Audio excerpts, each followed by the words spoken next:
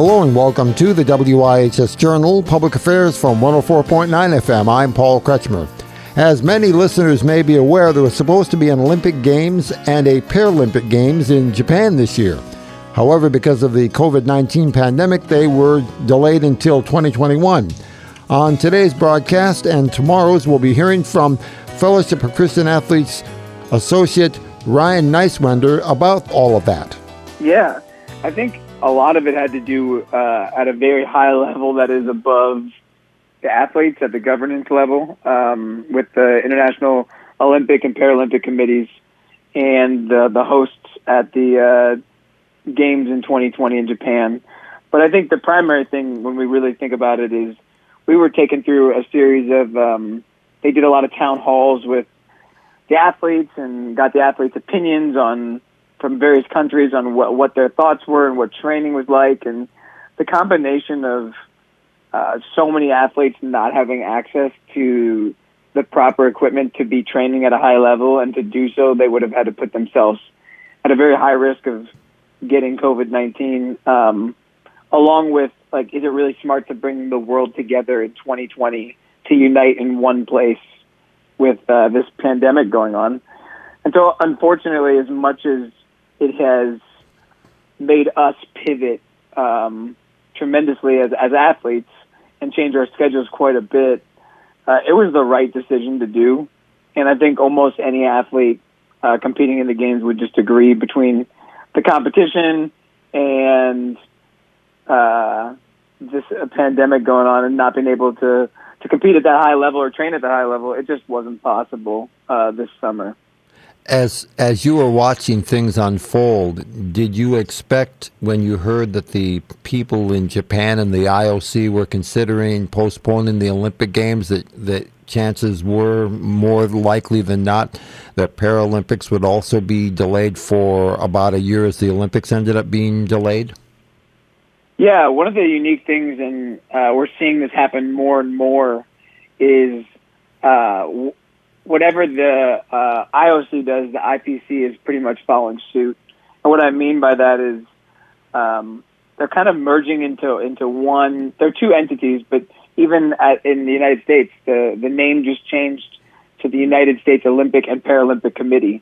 And so a lot of places are seeing how both athlete groups strive for the same mission and put in a ton of hard work, which is really cool as a Paralympic athlete to see all this unfold, because it's been the people that have come before us that have kind of pioneered the way to see that change. Mm-hmm.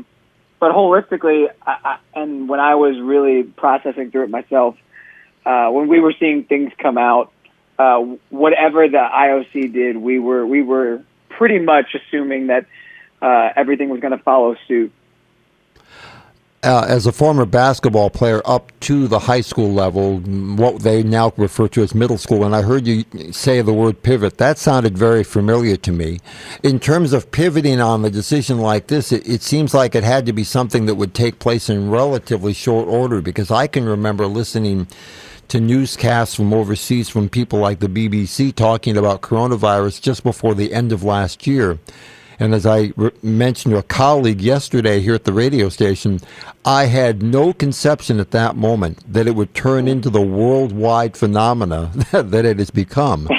You know, had no clue whatsoever that this wasn't going to be something that would be confined to Southeast Asia or something like that, but that everyone around the world would be affected by it in one way or another. Yeah, one of the things that I tell a lot of people is that, you know, there are very few things in life, and I'm learning there's nothing in life that is really certain besides eternal life in Jesus Christ. But I really thought for certain that, like, I didn't know if I would be there 100%. I still needed to make the team for the games, but I knew that the Olympics were going to, and the Paralympics were going to be this summer. I mean, they have never not been held other than for war concerns, and we were not even close to something like that. Yeah.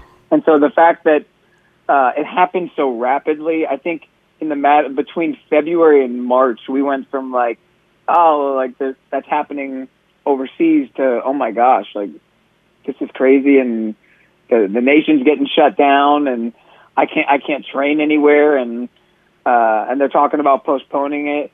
And you plan your whole, I don't know, it's a goal your whole life to make the Paralympic Games. It's something that I've strived for my whole life. Yeah. You set out to do it. It's kind of the pinnacle of our sport. And to have something like that canceled or postponed is definitely, you go through a little bit of a grieving process.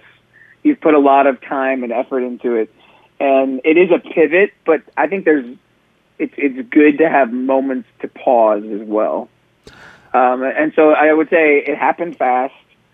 It was a whirlwind, and when the decision was made in April, it allowed me to kind of have a pause moment before the pivot happened, I would say. Yeah.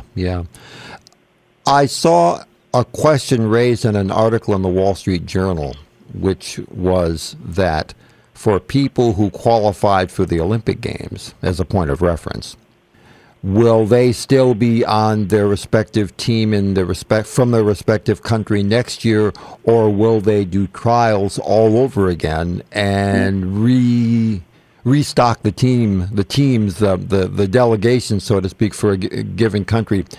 In your case, as a Paralympic athlete, what does that sort of situation look like for you? Is it similar, or is it different, or do you do things pretty much the same? Yeah, what's unique about the whole situation, both with the IOC and the IPC, is it really doesn't come down to just those two categories. It really goes down to the NGBs, the governing bodies of each individual sport. So some sports had already held their trials, and when they rewrite the selection procedures, they may write that we're just going to take this team, and that's a conversation that some people are going to have. Some people didn't select their group, like track and field. A lot of people hadn't even tried out. Yeah. So I think every governing body has to make adjustments to their selection procedures, and then there's a process to that. So the athletes see that, they have to approve it. Someone that was appointed from the Athlete Advisory Council will approve that, and so there's a process in it, and it's kind of each individual entity will make that decision on what that looks like. But you're exactly correct that some people that may have made a team might have to retry out, which is a crazy thought. Yeah. I'd like to turn the corner in our conversation a little now, Ryan, and find out what your physical condition is, and when did your parents and the doctors know that you had a challenge that you'd have to be dealing with in the course of your life? So my disability at birth was diagnosed as arthrogryposis, and it was congenital, but the doctors and my parents actually didn't really know that I had it until I went to kind of stand when a baby would normally start stand, and I couldn't support my weight. My disability affects my spinal cord, the lower part, and I have the sensory signals, and I can feel everything, and I can function my hamstrings and all the other muscles, but my quadricep, the muscle that supports your weight and can kind of lock your leg out, was affected, and the motor signal doesn't send to it.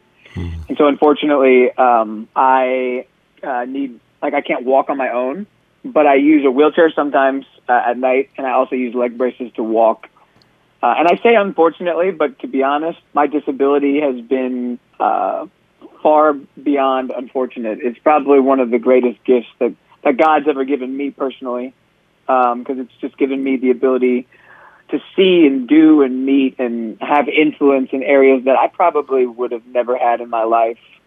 And so I think sometimes disabilities can be abilities to have so many more opportunities than you could ever imagine. This is the first of two broadcasts with Ryan Neiswinder, associated with the Fellowship of Christian Athletes and a Paralympian in basketball. For further information, call us at 860-346-1049. The opinions expressed are those of the participants, not necessarily those of the staff or management of the station. I'm Paul Kretschmer on the WIHS Journal, Public Affairs from WIHS, Middletown.